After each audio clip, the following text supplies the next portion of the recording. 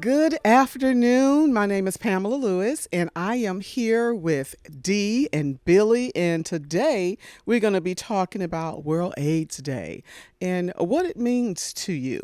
Okay, so I'm going to go ahead with if you want to introduce yourself, could you introduce yourself to everybody, Dee, please?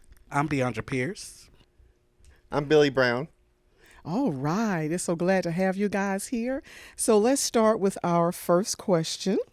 World AIDS Day reminds us how far we've come and how far we still have to go.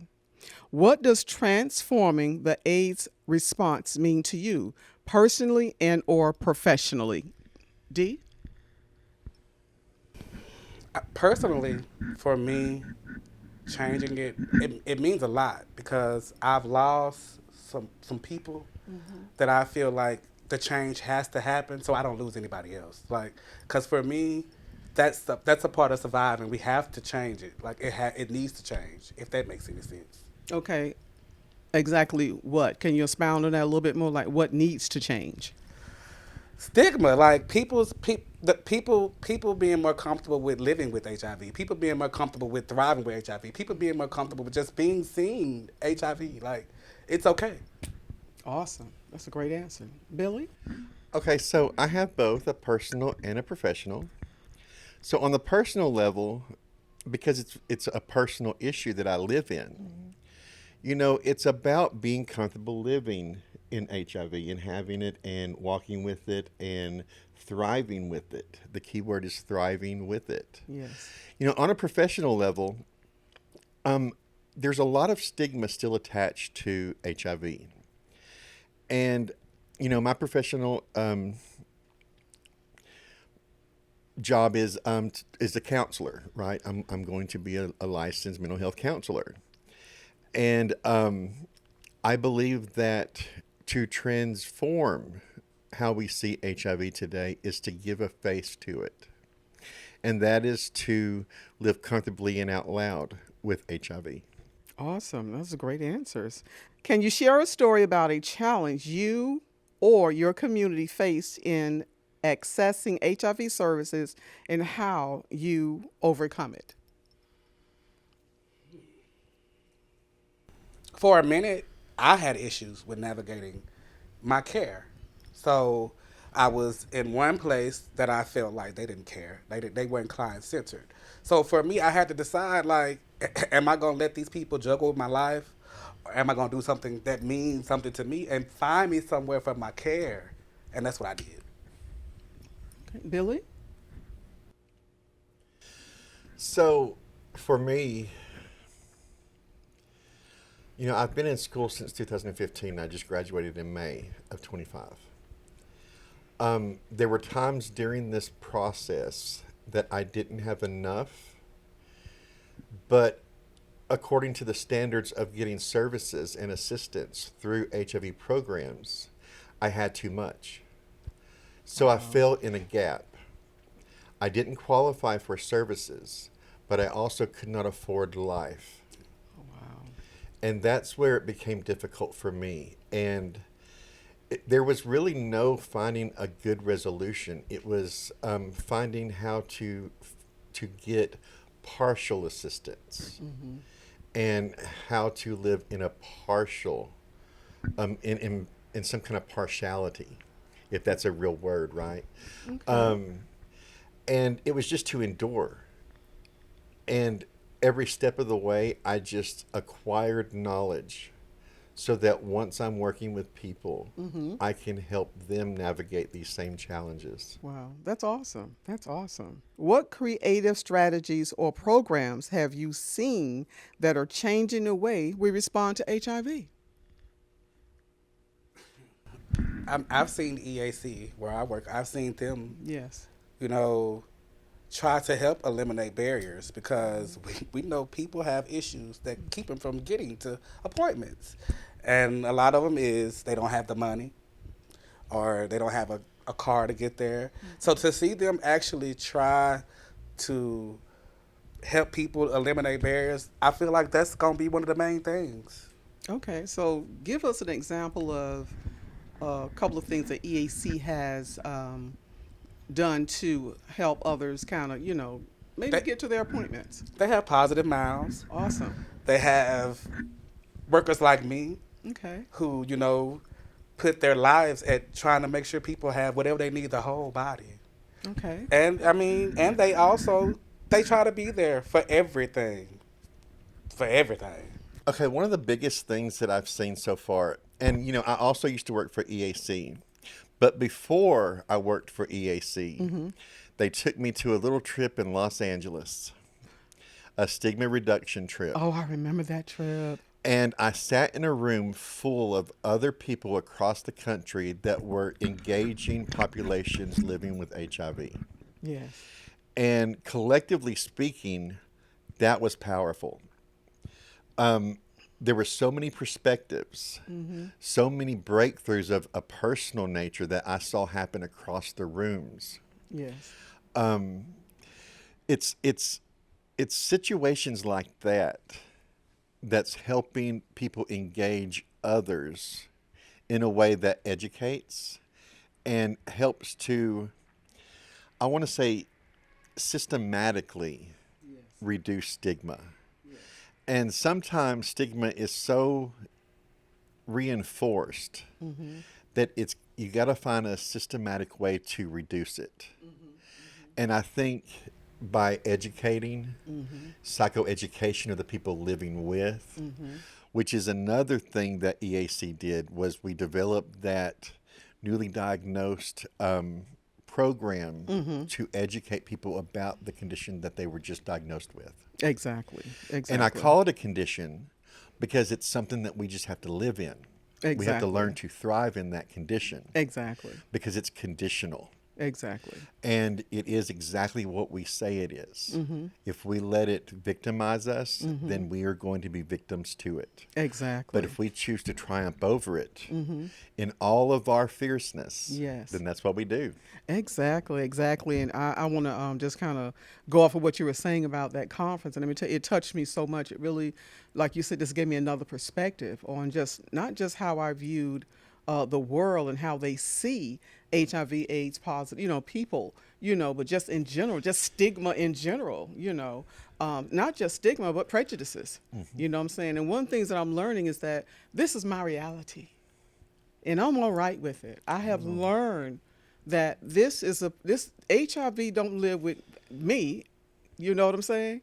I tell it what to do. You know what I'm saying? But That part. it's that part. And one of the things I love about EAC is when we first started the support group. And I think that's just one of the biggest things for me is that people need support. People want to be. They need a place where they can their voices can be heard, and here their voices can be heard, and we can share our differences because everybody's on a different journey. Everybody's journey is different, but we have that one thing in common, and that's that HIV. So I love EAC for that. Just all the great things that we're doing. Here within the Arkansas community. So I like the fact that we're on board. Doing something positive. Jumping on board with the empower you. Yes. Empower you. Yes. Empower you. The support group meeting, one of the things that I really came back with was a sister. Yes. Something I never really had before. And it was in the support group one day that the structure of that sisterhood was developed because we were asked by our director to, or the then organizer of the group, to pull numbers out of a hat. And in the very few people that were actually there, because I think there was only like 5 or 6 people at that particular meeting, we got each other's phone number. And the sisterhood that come from that, I can't even imagine a better partner to navigate my own stupid stuff sometimes. I That's what definitely happened agree. in LA. Like LA for me it set the tone for real community. Because everybody in that room, I watched us all interact with each other before we left LA. What One action our listeners can take today to support the HIV response. To just stand, like to help eliminate stigma, like to help rewrite what people thought was the truth, and let them know, like, no, that what this is where we are now. This is what it is, and this is how we got to move with it. God, there's so many things. First, don't be a judge. Exactly. Don't think you know more than anything, Exactly. because chances are you don't know why or how the person got it. Exactly. We were just in this task force meeting last week when I watched a video about down low culture. And I used to have a really negative view of that culture until I watched that video. And it gave a whole different face to the people living with HIV that became HIV positive because of that culture. And, it's just an eye-opener. So don't judge. Educate yourself. Do not believe what people tell you all the time. Exactly. Just because it's on Facebook or the internet does not make it true. Exactly. You have to find out for yourself. Exactly. Don't be a sheep. Be a shepherd. Exactly. Don't be a fish. Be a fisher. That's just the way that we have to do it. We cannot just believe people, because people do this thing called impression management where they just tell you what they want you to know. Exactly. Exactly. And it's a natural thing. It's as natural as breathing oxygen. It's as natural as wanting love. It's as natural as any of that stuff. And, don't gatekeep love when it comes to HIV. I remember when I first found out, and this was like in the early 2000s, I didn't know anything. I was so ignorant. And I remember having to tell my mama. And I remember thinking, I do not want her to drink after me. And I remember saying it. I remember doing the same thing with my little brother. But my mama is such a wrecking ball herself. That's where I acquired it from. She walked straight up to me, grabbed the drink out of my hand, and drank it. Just to challenge my own belief. Because exactly. she didn't care the who, what, when, where, or how. Exactly. It was just, how can I be there for you? Exactly. On that note, I would say, just kind of piggyback off of some of the things that you said. HIV is not what it was. HIV is still HIV, but the face of HIV is changed. You know what I'm saying? Now we have better medications now. Now we have people are getting into care. We have support. We still, there is the long way to go as far as stigma, and I hate to say it, but I think we're always going to have that stigma because of ignorance. Because people don't want to know anything more than what they know. And I just hate to say that. But that is just how the world is now. It's like when you go on a social media now, instead of people learning the facts for themselves, they'll say, well, oh, I heard this. But they won't go and search out the facts for themselves. So when anybody comes to me with something, I say, well, is that factual? Do you know, did you research that? Do you know that to be true? So it's the same thing about HIV and AIDS. Educate yourself about what it is. It's not what people think it is. And it's a chronic disease that we're living with now. It's manageable. Some of us are living like myself, 36 years, some 40, some 45, some even more, longer years, but because we now have better medications, now because we have better treatment. But I would say that there's just much more education that needs to be done in the healthcare profession in certain regions. Because I'm, originally from a very big city, and it's totally different than how it is here and in other regions, because there's still that taboo. There's people still don't believe, okay, well, oh, we don't have people in our in our community that's HIV positive, but not just that, just other venereal diseases. You know what I'm saying? So really just shining the spotlight on education, education, compassion, and grace. We all need grace.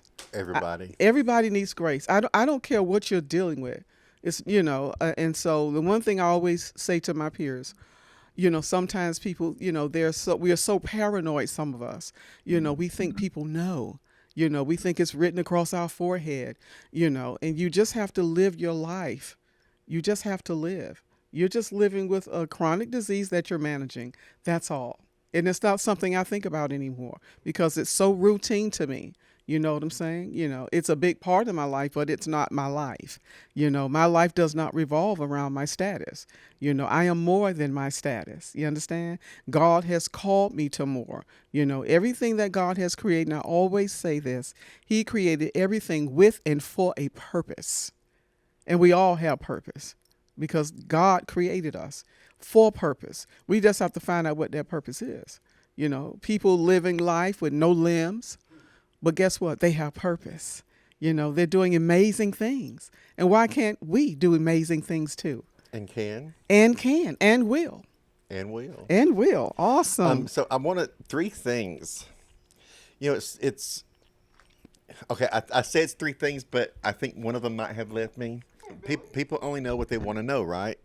I call them hamsters on the hamster wheel because they don't know they're on a hamster wheel. They just know they're going forward. And so they don't know what they don't know. Well, like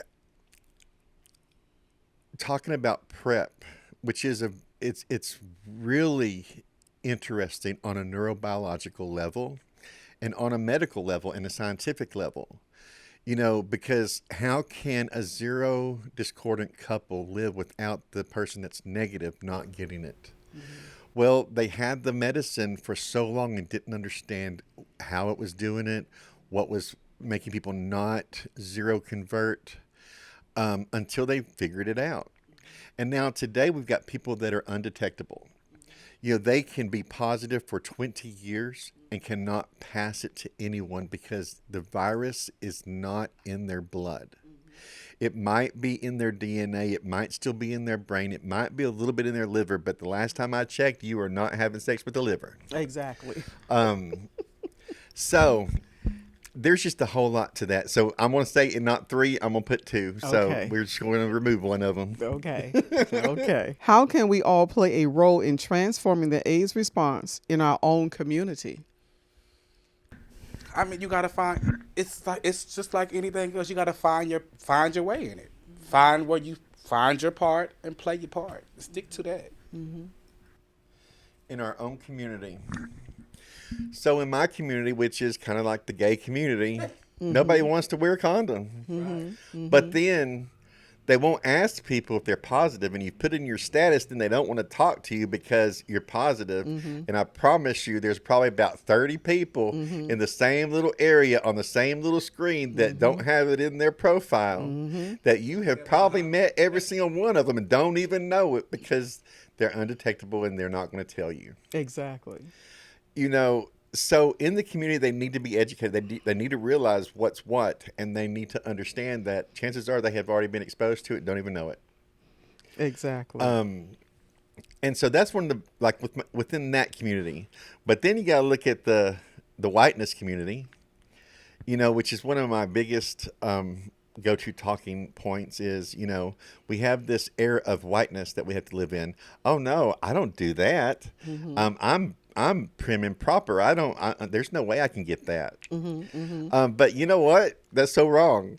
That's so wrong. You just have the same DNA. All right? Exactly. You just have different melanin counts. You're just a little faded. Exactly.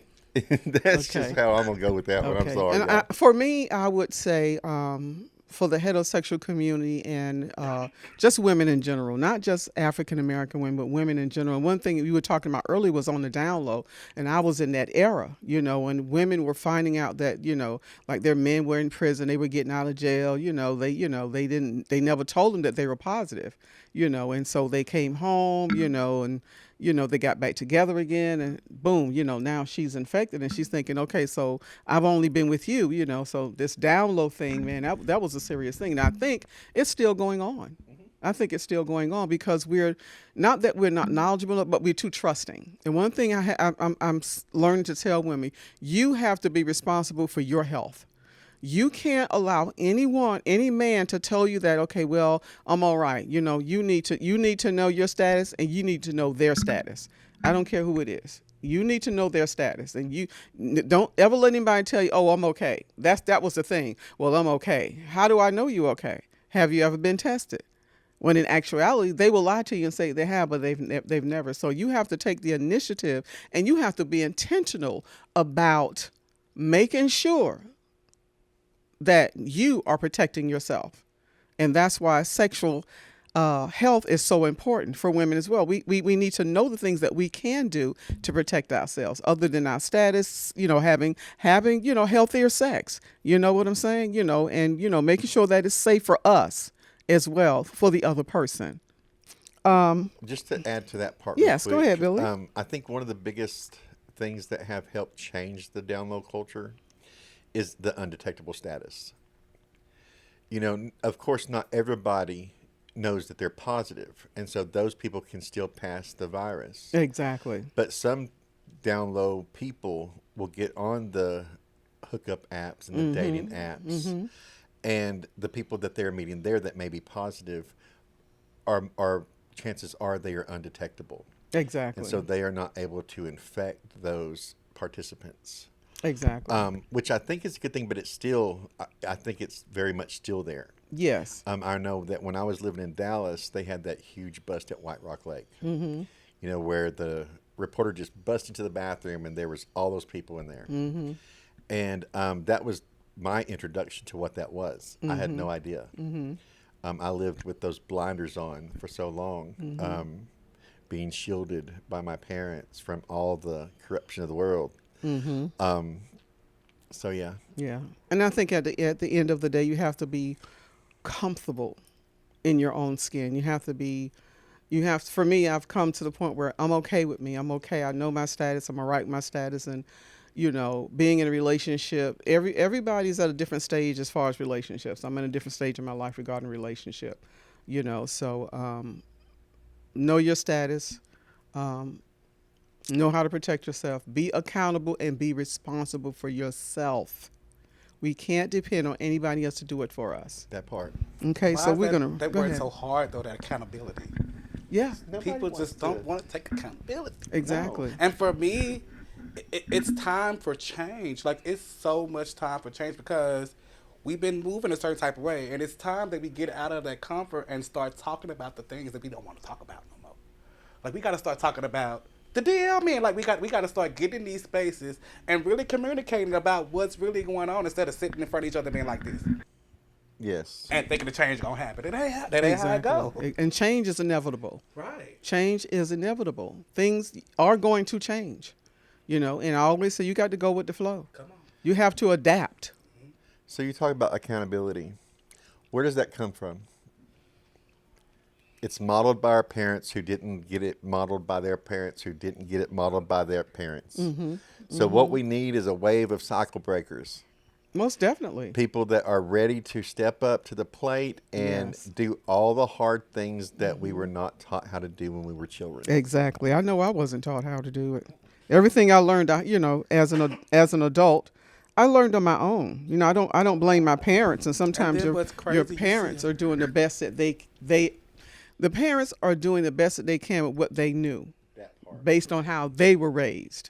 And that's something I have come to grips with my own parents. I love my parents very much, but everything that I know as a woman, I had to learn on my own. I had to learn from experience, the good, the bad, and the ugly.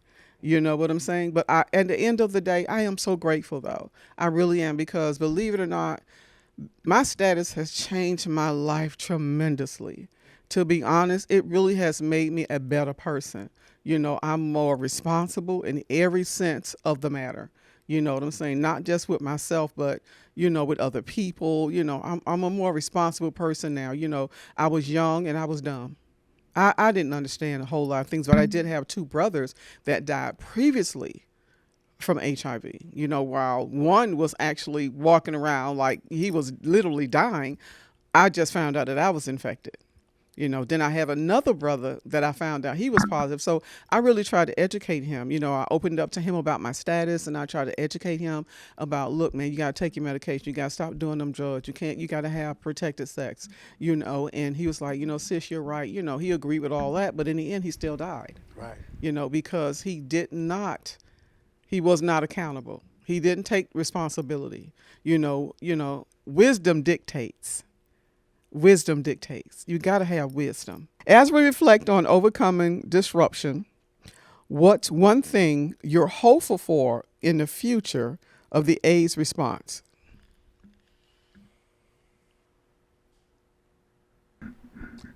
For me, I'm go hopeful ahead. for real unity. I'm hopeful for people to really come together and stop having. I know communities. I know there's different communities, but it's not going to change. It's not going to get better until all of us come together, until all of us see each other as one and move like that. Like for me, that's how I see the change. So that's my answer. My first experience with meeting someone that was positive, it's a person that will go unnamed, but they were a professional in Dallas. I was in my early 20s, and I fell madly for them. And it was traditional, like, there was courting, there was all the stuff that you didn't really see in the 90s, right? Until the day that he said those words to me, and I ran. It did not matter how much I loved, how much I thought I loved. It didn't matter that I hated or liked the smell of the mothballs in their house. None of that mattered anymore because I heard those words, and those words made me run. I've lived with that shame and that guilt for a very long time.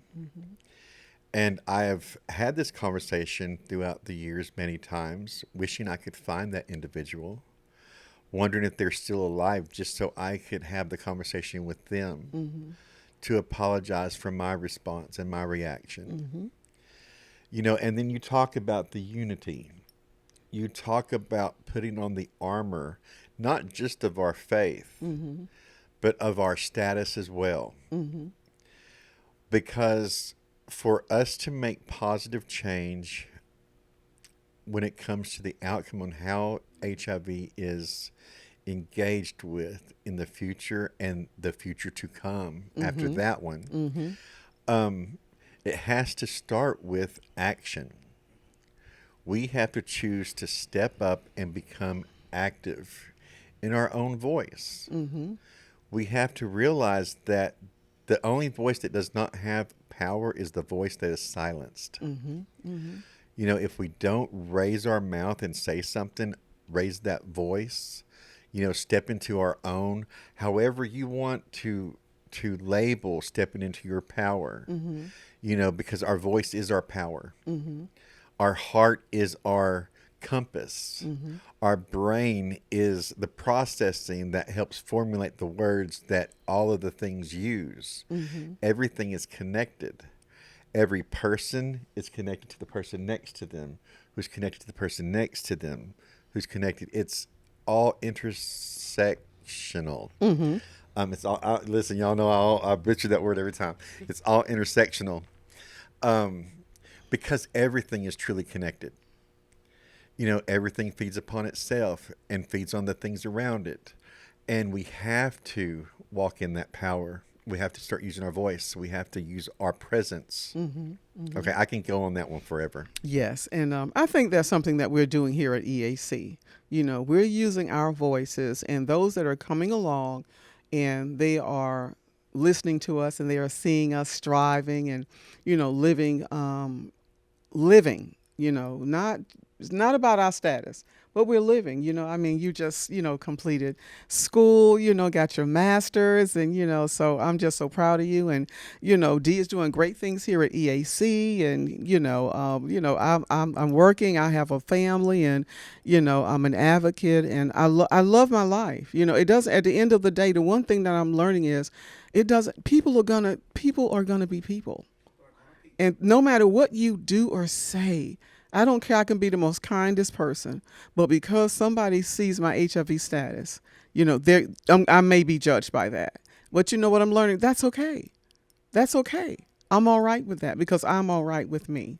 So, like at the end of the day, we just have to just continue to raise our voices. We have to continue to say, I'm in the room. I'm here. I am here and I am here to stay. That part. That's it. I am here and I am here to stay. Rooted and grounded. That's it. Rooted and grounded. And I just have a few questions I want to ask you all. Personal journey with HIV, testing, care, and treatment. How has that been for you? Powerful.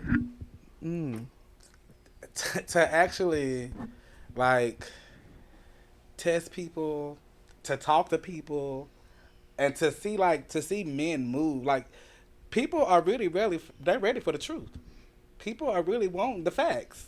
And as long as you speak the facts, you gonna move the room. Mm-hmm. So you just have to know that. People Okay. are ready. You just gotta speak it. Okay. I think for me, getting into treatment and staying in treatment and being compliant, I had a hard time with it in the beginning. I really did in the beginning. I'm 36 years positive and thriving now, but it was hard then, taking 20 and 30 pills, taking 20 and 30, now I'm down to 2 pills, it's a great thing, but really it's the mindset, there had to be a transformation in my thinking. I couldn't think the way I thought anymore, because at the end of the day, it was about living. Now, for me, it's not the quantity of life, but it's the quality of life. So getting into care, staying into care, adhering to my medications, getting the support that I need, getting my mental health counseling. Oh, yes. That is number one for me. Number one is up here. It's all up here.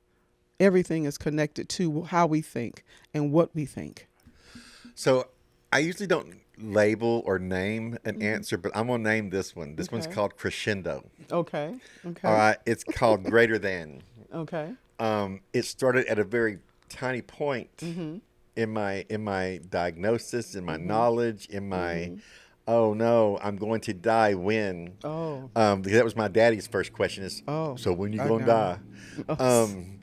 And I think about it now and I laugh because that was 25 years ago. Yes. And I'm sitting here thinking, I'm like, oh my God, if I would have followed his idea about what was going to happen, I would have already been gone. Exactly. Um, Exactly. But I haven't stayed the same. Everything has been growth. The entire process has been growth. And sometimes that little voice from one of my professors nags in my head, Billy, you've got to trust the process. And, I don't trust anything. I have a trauma response. I don't trust nothing. I don't trust processes. I don't trust people. No. But you do really have to trust the process of life and growth, Yes. and give yourself the grace and the power to not repeat your mistakes. Exactly. In my treatment, they told me that I was a slow progressor, which meant that one of my ancestors on one of my sides of my family survived the Black Plague, and it put a genetic mutation on my CCR4 or CCR5 allele protein little thingy. I'm not a neuroscientist, okay? Okay. We don't want to go too deep. And the people that have the double mutation, they're completely immune to the virus. And, there's a lot of research that comes from their bone marrow, right? So they said that I might not ever have to take medication. But when I lived in North Carolina, Wake Forest University asked me, they said, we need people that have never been on any kind of regimen for medications to start this trial. Would you please do it? I'm like, well, what? Okay, yes. Well, here's the one thing that you have to know is once you start the medicine, you can never stop it. And so I'm like, well, dang, can I have a week? And so I took a week and I decided I was going to do it for the betterment of society and for others. And maybe I would have some kind of positive change in something. And so I chose to do the medicine. And at first it was like 4 pills. I was lucky. I didn't have to do the 20 something. Yeah. but it was 4. But there was one of them that had to keep in the refrigerator that was big. Yes. Listen, what was it, Norvir? That I think it was an over. I can't remember, but It I was know a which one you're big talking white about. cold pill, and I hated that thing because it would get stuck every time. And now I'm on one that has 3 medicines in it, Yes. and the science is sciencing. Yes. Progress is progressing. Yes. Growth is growing. Yes. And so I've not stayed the same. I have crescendoed. Awesome. Awesome. Okay, so we're just going to go with one more question. Promote advocacy and participating in HIV World AIDS Day events. And I think that's what we're doing here now. We're just trying to get, we're letting our voices being heard. But not just for us, but for those who cannot speak for themselves, like you were saying before. Because we don't just speak for us, we speak for those who can't speak for themselves. They're saying, because when the 3 of us, when we're speaking our truth and we're comfortable, others see that and they say, wow, I want to live my life like I want to be okay. I want to be comfortable in my own skin. We do know that hiding and there are a lot of people who are positive who are suffering in silence. They're literally just suffering in silence because they're so afraid, because there is so much stigma. They're afraid of what the family members are going to say. Some people have been positive a long time, but their family don't even know. They're still hiding their medications. You know what I'm saying? And that for a time that's what I was. I was going to work every day and pretending everything was okay, and but I was not okay. I was not okay. I was not okay. It took a long time before I was okay. Before, I realized, like you were saying before, when you gonna die? That was me. Oh God, when am I gonna die? You was like, okay, who's gonna take care of my kids? So like that was me for a long time. But after 5 years, I was like, okay, God, what's going on here? He said, well, you shall live and not die, to declare the glory of the Lord. So I just kind of remember my scriptures, and it's like God has a plan. And one of my favorite scriptures is Jeremiah 29 and 11. He says, the thoughts that I think toward you are good and not bad, to give you a good and expected end. God wants us to succeed in this life. And that's the great thing. No matter what you're going through, no matter how, what family you were born into, like I say, people around the world, they have all types of disabilities and they're living full lives. And HIV should not be just one of those things where it handicaps us. And I think a lot of us, it's handicapped us, and it's a controllable virus. It can be treated with medication. You could be undetectable, and you can still have healthy relationships. So if you ever want me to be in one of your events, just call me. But we talk about, so there's so many things in psychology that I really love. Mm-hmm. Now, not in a good way, like in a way that I want to help fix these things, mm-hmm. right? So repression, mm-hmm. self-rejection, mm-hmm. Living in cages. Mm-hmm. Because in social psychology, we don't want to be excluded from the group. Mm-hmm. We don't want to lose our family. We don't want to lose our friends. Mm-hmm. So we are willing to sacrifice and reject part of ourselves to fit into the greater structure of where we're at in our environment. Mm-hmm. That's so true. And, repression is very natural. It's just like breathing oxygen, just like having babies, it's just like falling in love. Mm-hmm. Repression is just one of those things that we do to stay in the in crowd, to mm-hmm. stay mm-hmm. out of the outs. Mm-hmm. Because the one thing that a human being does not really want to do is to be left out of their environments, mm-hmm. where they choose to live and walk. Mm-hmm. But there's long-term side effects to repression and self-rejection. Mm-hmm. It starts as one tiny little speck, but it grows into huge conditions like borderline personality disorder. And it's important to understand that these small constructs turn into major problems in the future. And so when it comes to advocacy, the best platform that I can have is on the mental health. Okay. because it's these little things that we naturally do that cause us the most harm, but we're doing it for self-protection. They're just not the most logical types of self-protection that we can do. So, yeah, that's where I'm at with it. I mean, I try to be a person that can do everything, but you the pro on the mental. So for me, I'm more just grabbing a person and giving them these condom bags. Tell more about that part.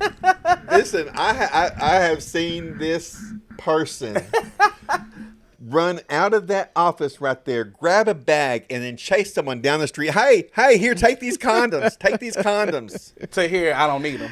You don't. Well, for me, it is being a listening ear. Come on. And the one thing that I know that I am, I have the gift of servanthood and encouragement. I can encourage a dog to bark. I mean, it's like, some people, and love. That's the one thing that, I always say, God, just continue to fill my heart with your unconditional love, and just love people where they're at. You got to meet people where they're at, and that's kind of where I am on advocacy. Just embracing everybody where they're at. Doesn't matter what color you are, how you identify sexually. None of that matters to me. But what does matter is that you okay, and just how and we need each other. One tip I tell people, I have community. We are a community. I have my church community. This is my community, my HIV community with my friends here. Here I can come, I can be myself, I can talk, I can cry, I can laugh, and I get the support that I need, and I can go back home and and I'm all right until I need it again. But I like what you said about that mental health thing. The first thing we got to do is we got to get this straight. We got to fix our mental psyche. We have to. And I tell people all the time, deal with your issues. We have to deal with our issues. We have to face them no matter how ugly they are, no matter how shameful they are. We have to deal with them. And at the end of the day, the one thing that I'm learning about shame is that we can't keep repeating the past. And let me say, the past is the past. That's one thing that I learned. One thing that I learned in my counseling was that I have control over me. I don't have control of what other people are saying or what other people are doing, but how I respond and how I act. That's what's important when it comes to your mental health. So I just want to thank you guys for being here. You guys have been fantastic. I love you guys. And EAC is epic. Is it not? Epic. Epic. It is epic. So don't ask me what epic stands for. All right. So on that stands World AIDS Day. Anything else you guys want to say? Do you remember the first time I planned a World AIDS Day event? Oh God! On A&M Texarkana campus. Yes. My keynote speaker was Miss Pam. I think I had 12 people show up. Oh my God! I forgot all about that, Billy. Yes. But they were all professors. Yes. Every person that came in was professors. Yes. And I had so many professors come up to me afterwards and tell me how they didn't know anything about HIV until you spoke to them. Wow, that's so awesome. See, I made an impact. An impact. I made an impact. Wow. How epic. And sometimes we don't know that we're making an impact or that we're making change. And that's why we have to continue to voice our voices. That's why we have to continue to say, I'm here. Right. So I love you guys and be blessed. Be blessed and highly favored.